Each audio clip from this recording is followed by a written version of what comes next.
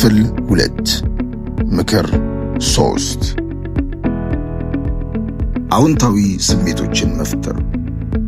ምንም አይነት አዎንታዊ ሐሳቦችን መርጠህ ብታስብም ውስጣቸው ስሜት ከሌለ ትርጉም አይኖራቸውም።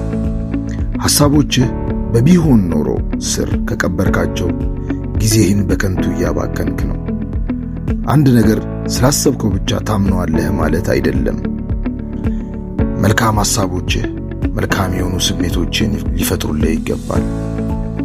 ለመሆኑ ስሜቶቹ የሚሰሙ ከልብ ነው?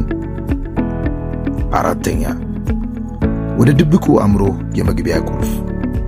ከአእምሮአችን ልክ እንደ ወንዝ ነው።